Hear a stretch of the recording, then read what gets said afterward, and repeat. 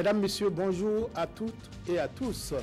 Un nouveau plan d'action de lutte contre les maladies tropicales négligées, dont les plus connues sont la filariose lymphatique et l'onchocercose, est soumis aux acteurs de la santé pour une meilleure appropriation. La période couverte va de 2019 à 2023.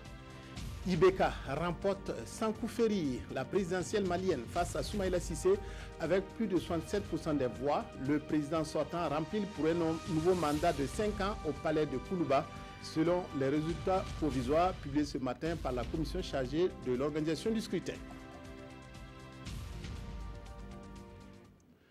Cela dit, mettre fin aux maladies tropicales négligées à chimiothérapie préventive, défi que tentent de relever les spécialistes de la santé.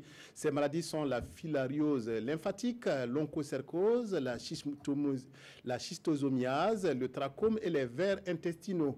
Pour les éradiquer, un plan d'action est en élaboration et couvre la période 2019-2023. C'est ce plan qui est disséqué par la rencontre pour une meilleure appropriation. Isaka Ouedraogo, Zalissa Sanfo. Le Burkina Faso aborde ici la dernière ligne droite dans la lutte contre les maladies tropicales négligées à chimiothérapie préventive.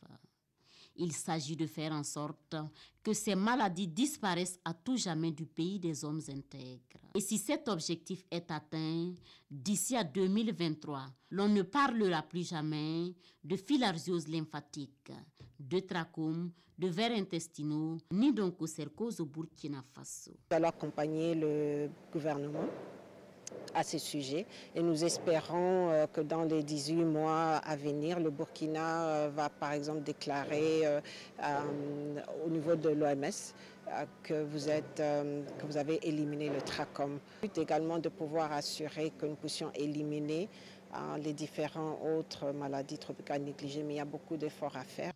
Et pour le ministère en charge de la Santé, le chemin parcouru pour ranger ces maladies parmi la liste des maladies tropicales négligées est assez long. Alors, ce dernier acte sera lui aussi atteint. Avec l'aide du peuple américain à travers l'USAID, qui a déjà depuis 2007 investi près de 950 milliards 300 millions de francs CFA dans ces maladies tropicales négligées et les objectifs ont été atteints. Il y a eu l'élimination de la transmission de ces maladies et à l'horizon 2023, on vise l'élimination de toutes ces maladies tropicales négligées et de permettre un meilleur état de santé à nos populations. Ce plan quinquennal qui commence en 2019 va coûter plus de 200 millions de francs CFA. Un financement assuré par l'USAID et Hélène Keller International. Les collectivités de la région de l'Est ont planché à Fadangourma autour d'un plan d'action régional pastoral. La question du pastoralisme, qui crée souvent des conflits entre éleveurs et agriculteurs, devrait trouver un début de solution avec ce document adopté par tous les intervenants. C'est l'instauration d'un cadre de dialogue permanent qui est ainsi en gestation. Reportage Presley Tiemtoré, Chantal Ouedraogo. Entente pour la coopération pastorale dans la région de l'Est ECOPA, c'est le nouveau cadre de concertation instauré par les collectivités de l'Est pour une meilleure gestion de l'activité pastorale. Cette conférence de FADA vise à examiner le plan d'action pour accompagner la mise en œuvre de la coopération. Il va sans dire que si vous avez une piste qui quitte d'une localité à une localité, concernant une collectivité et qui ne peut pas avoir une suite, le couloir est inutile. C'est pour cela qu'on a dit qu'il faut une réaction, une intercollectivité pour maintenant décider ensemble de la mobilité de nos différents animaux. En plus de vouloir ensemble réaliser des infrastructures pour les pasteurs et les agro-pasteurs, il y a lieu aussi de sécuriser ces différentes pistes-là. Une fois approuvé, ce plan d'action régional pastoral devrait établir un dialogue permanent entre les acteurs pour une bonne marche de la coopération. Il y a des pistes à bétail, des programmes depuis plus de 20 ans au niveau de la région de l'Est qui interviennent pour sécuriser des pistes à bétail. Mais ces pistes à bétail aujourd'hui, un constat amer, sont tous obstrués, occupés par d'autres acteurs. Je pense que ce plan d'action aujourd'hui va interpeller les collectivités, l'administration et les services techniques pour se retrouver de façon régulière pour discuter de l'évolution et de la gestion de ces pistes à bétail. Cette idée de gestion commune du pastoralisme dans la région est portée par le Conseil régional de l'Est avec la contribution technique et financière du réseau de communication sur le pastoralisme RECOPA et le projet de sécurité alimentaire à l'Est PSAE. Le ministère de l'Environnement encourage les initiatives en faveur du reboisement. Le ministre Nestor Bastier s'est joint à des jeunes de Koudougou pour une plantation d'arbres dénommée Koudougou Reboisement. Cette opération, parrainée par le directeur de cabinet du président du Faso, s'est déroulée à l'occasion de la célébration de la Journée internationale de la jeunesse. Roger Bebamba, Vincent Tiendrebeogo. Des jeunes mobilisés à Koudougou mettent à profit la célébration de la Journée internationale de la jeunesse pour une opération de plantation d'arbres dénommée Koudougou Reboisement, un acte soutenu par le département de l'environnement. Le dernier rapport sur l'environnement du Burkina Faso fait ressortir qu'il y a dégradation du couvert végétal pratiquement de 105 000 hectares par an. Donc cela veut dire que le désert avance. Et cela est dû à l'effet de l'homme, mais également aux effets qu'on ne peut pas maîtriser, à savoir les changements climatiques. Sans cela, la politique et l'engagement du président du Faso, c'est inverser cette tendance de dégradation et de déforestation d'ici 2020. Et c'est le directeur de cabinet du président du Faso qui parraine cette activité. Il participe à la mise en terre des jeunes plants. Les problèmes environnementaux vont beaucoup infléchir sur l'avenir de cette planète-là. Et la jeunesse aussi, c'est l'avenir de ce pays, c'est l'avenir du monde. Et nous sommes venus pour leur dire, vous êtes sur la bonne voie, vous méritez qu'on puisse vous accompagner à faire chaque année un peu plus pour la survie de notre humanité. De par le passé, plusieurs campagnes de reboisement ont produit des résultats peu satisfaisants, faute de mesures d'accompagnement, rappelle le ministre de l'Environnement. Il faut planter utile et les promoteurs de Koudougou Reboisement y avaient pensé. Vous voyez que nous ne sommes pas allés en brousse pour planter. Nous sommes à l'intérieur d'une enceinte, c'est-à-dire le centre d'écoute et de dialogue pour jeunes. La cour, elle est clôturée. Nous avons un partenaire qui a décidé de nous accompagner avec 500 grillages pour entourer tous les plants. Les jeunes vont procéder hors hivernage à continuer à arroser ces plants. D'ici, les jeunes se convient à une conférence sur l'économie verte. Une journée donc dédiée à l'environnement. L'environnement est en danger à cause aussi de l'orpaillage. Les activités d'orpaillage sont interdites au Burkina pendant la saison des pluies, car comportant des risques d'éboulement. Une décision du ministère des Mines suite au drame de Boussoukoula en 2008. La fermeture des sites d'orpaillage est pourtant loin d'être effective dans la région du sud-ouest. Exemple de Sassana et Gongobiro dans la commune de Bloura où les orpailleurs mènent les activités en toute quiétude. Constat de terrain avec Elvis Tuina et Dimitri Badini. Le site d'or artisanal de Gongombira dans la commune de Gomblora est en pleine exploitation en dépit de l'interdiction en saison pluvieuse. Les exploitants munis de pioches, d'engins détecteurs s'attellent à la recherche de l'or, tant bien qu'informés de la loi en vigueur et conscients des risques d'éboulement en cette période. Ce matin même en creusant, j'ai échappé de justesse à un éboulement. Mais que faire quand on est à la recherche de sa pitance? Malgré la crainte qui est là, on s'en remet à Dieu. Les mêmes raisons de subsistance sont évoquées par les exploitants du site d'or de Sansana, situé à une dizaine de kilomètres de Gomblora. L'activité est également menée en temps plein et les acteurs disent ignorer l'interdiction d'exercer en saison de pluie. Bon, quand il pleut, bon, si ce n'est pas aujourd'hui que vous êtes venus, bon, on n'a jamais entendu ça, quoi. Bon, nous aussi, on prie Dieu pour que, bon, il y a nos mamans à la maison et puis notre père aussi. Donc, eux aussi, ils comptent sur nous. Ça aussi, c'est notre culture. Si nous, on laisse ça là, notre ville n'a pas de chance. On n'a pas de chance. Voilà. Bon, on est là ici, ça vaut 2 mois. Mais on est là pour se débrouiller un peu. Pour les autorités locales, des actions de sensibilisation sont menées.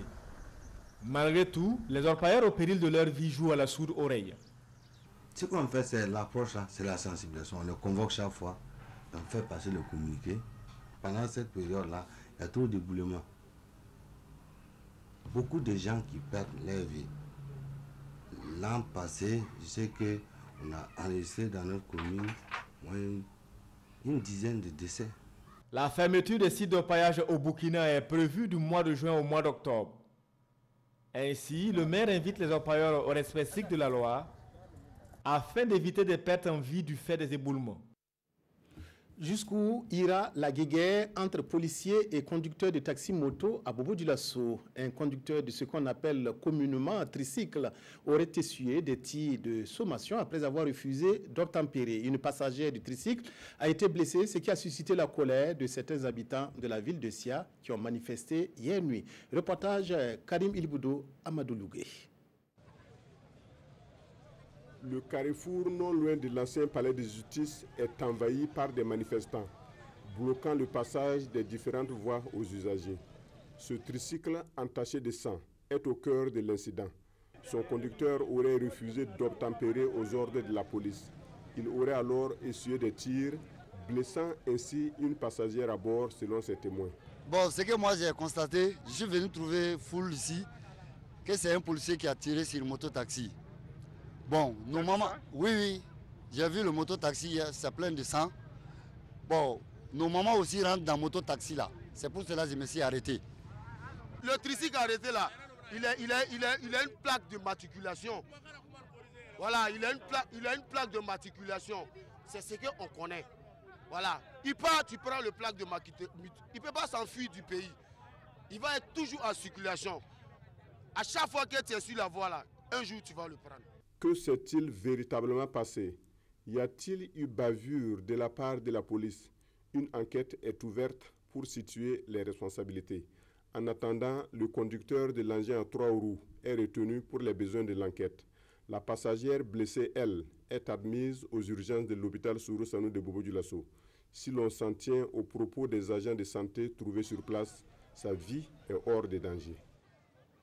Au Mali, le verdict des urnes est sans appel. Le président sortant, Ibrahim Boubacar Keïta, a remporté haut la main le second tour de la présidentielle malienne avec un score de 67% des voix contre 32% à son challenger Soumaïla Cissé. Les résultats provisoires ont été publiés à la télévision malienne. Les partisans d'Ibeka ont manifesté leur joie à l'annonce des résultats. On attend maintenant la réaction du chef de file de l'opposition qui avait indiqué qu'il rejetterait ces résultats. Ibrahim Boubacar Keïta, officiellement réélu à la tête du Mali. Selon les résultats complets annoncés par le ministère de l'administration territoriale, le président sortant totalise 67,17% des voix au second tour, contre 32,83% pour son adversaire Soumaïla Cissé. Celui-ci avait d'ores et déjà rejeté les résultats par avance. Avant l'annonce officielle, l'opposant a appelé le pays à se lever, je cite, face à la dictature de la fraude, alors que la mission d'observation de l'UE n'a de son côté relevé aucun délit de ce type lors du second tour. Le gouvernement avait mis en place un dispositif de sécurité renforcé pour cette élection, qui se déroulait dans un climat tendu. Avec un fort taux d'abstention, la victoire semblait déjà promise à Keïta, dont le second mandat de 5 ans devrait commencer le 4 septembre. La Cour constitutionnelle doit encore valider les résultats.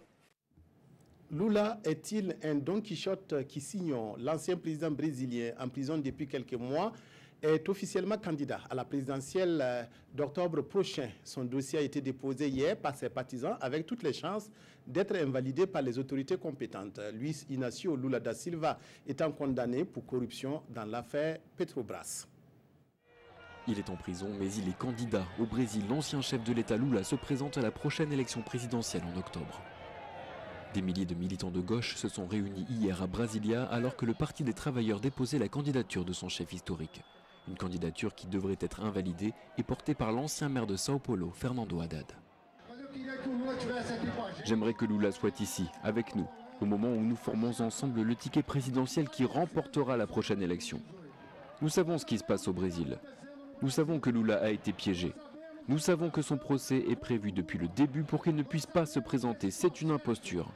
Aucun délit n'a été prouvé. Il n'y a pas l'ombre d'une charge pesant contre le président Lula. Lula purge depuis le mois d'avril une peine de 12 ans de prison pour corruption et blanchiment d'argent. Président à 2 reprises entre 2003 et 2010, il est le grand favori des sondages. Le leader de gauche a quitté le pouvoir avec un taux record de popularité. Il clame aujourd'hui son innocence. Terminons cette édition par la revue de presse des quotidiens de ce jeudi. Les journaux reviennent sur l'hommage national rendu aux gendarmes tombés à l'Est.